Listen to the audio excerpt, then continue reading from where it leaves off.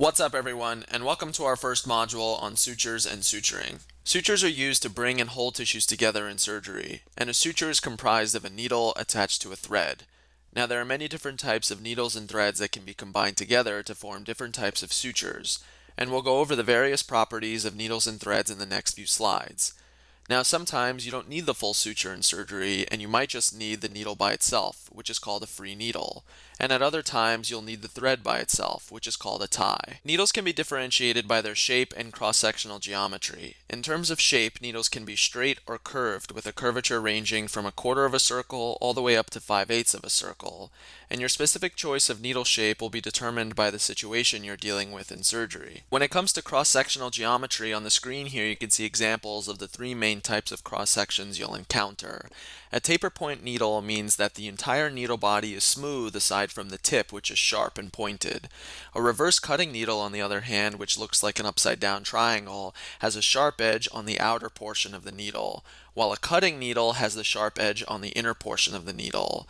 Now again, you want to use different types of needle cross sections for different purposes in surgery. So for example, if you're dealing with delicate tissues, you want to stay away from cutting and reverse cutting needles that might damage the tissue, and instead stick to taper point needles that tend to cause less tissue trauma. Threads can be differentiated by the number of filaments they're comprised of, as well as their absorbability, and then finally their diameter or thickness.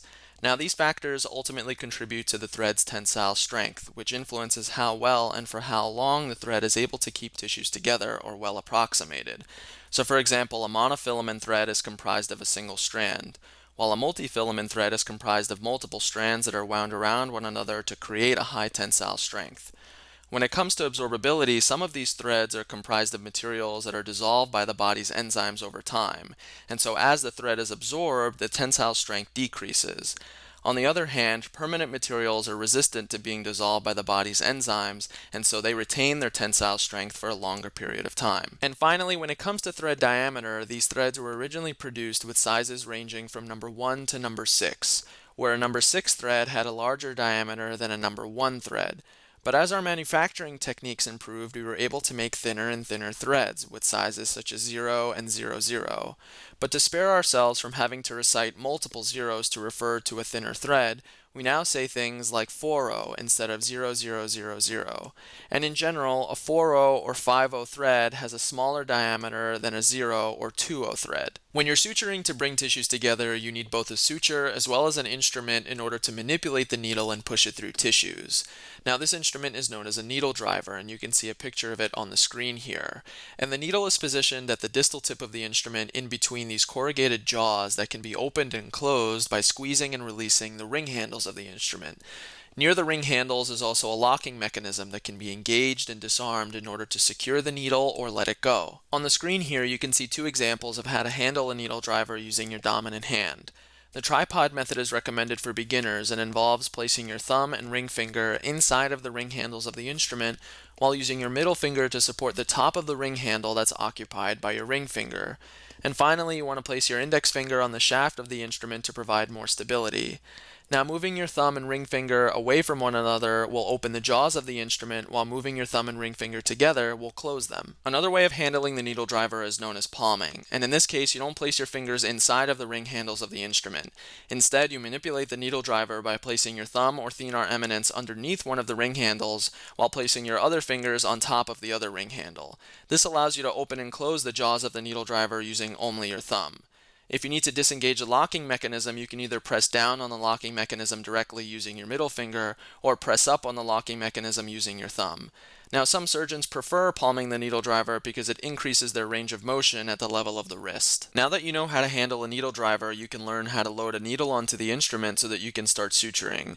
Now, you don't want to manipulate a needle using your hands and fingers to avoid the risk of needle stick injuries and bloodborne pathogen transmission. Instead, you want to manipulate the needle using a specialized instrument known as forceps, and you can see a picture of a set of forceps on the screen here. Now, one thing to note is that the business ends of these forceps have teeth, which are helpful for picking up and retracting tissue tissues like skin when you're suturing, but they also make it difficult for you to pick up the needle very accurately. But in general, these are the best instrument you can use to manipulate the needle while also being able to manipulate tissues while you're suturing. When you're using forceps, the correct way to hold them is like you would a pencil or a pair of chopsticks, with your thumb and index finger supporting the shaft of the instrument and the pivot point at the level of the wrist, which improves your stability when using the instrument.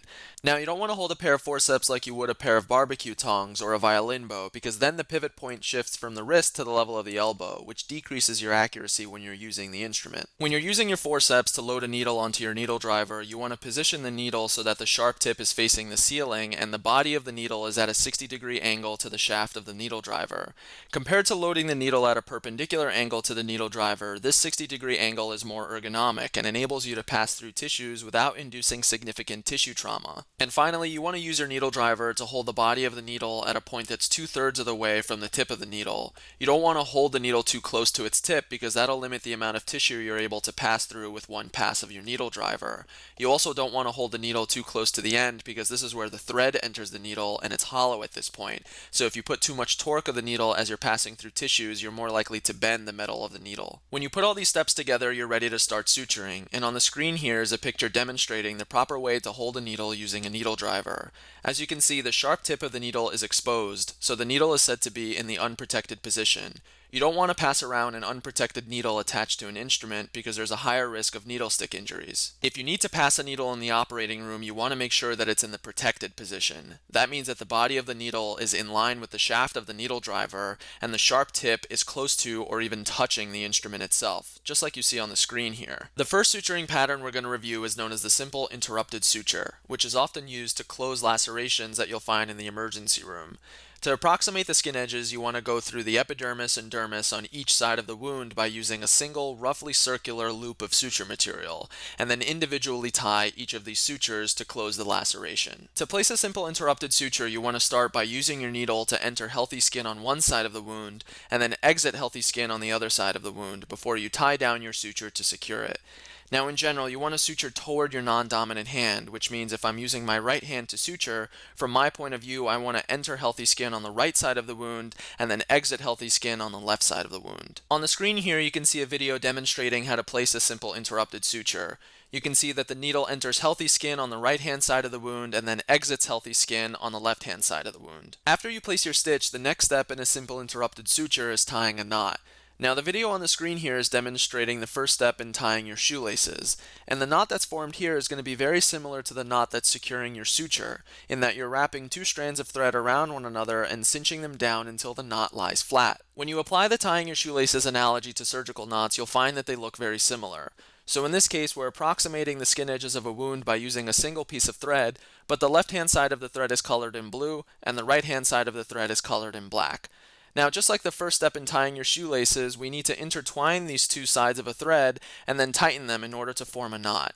And at the end of this process, what will happen is the left-hand side of the thread that's colored in blue will move to the right, while the right-hand side of the thread, which is colored in black, will move to the left in order to tighten the knot. Now, we want our simple interrupted suture to be secured with more than just one knot. Otherwise, the thread will unravel and the wound will open up again. And so to place multiple knots in succession, we repeat the same steps that we talked about in the previous slide, where we take the two sides of the same thread and intertwine them and then tighten them down until the knot lies flat. Now you'll notice that the blue side of the thread starts on the right-hand side of the wound and ultimately ends up on the left-hand side of the wound when you tie the second knot. Another thing that you'll notice is that when both of these knots lie flat, it appears square, and so this is where the term square knot comes from. In addition to placing multiple knots in succession to help secure a suture, another way to add security to your knot is placing multiple throws in the same knot.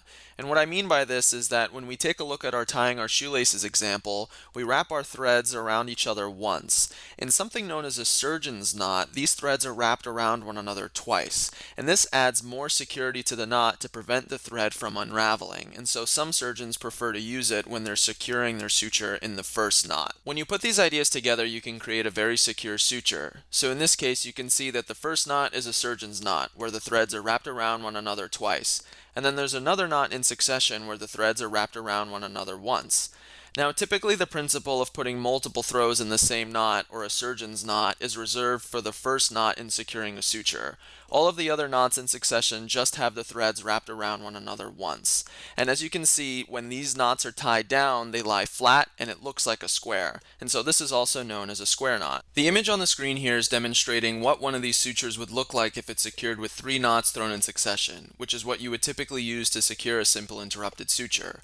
So you can see that the first knot is a surgeon's knot, where the threads are wrapped around one another twice, and the second and third knots have the threads wrapped around one another once.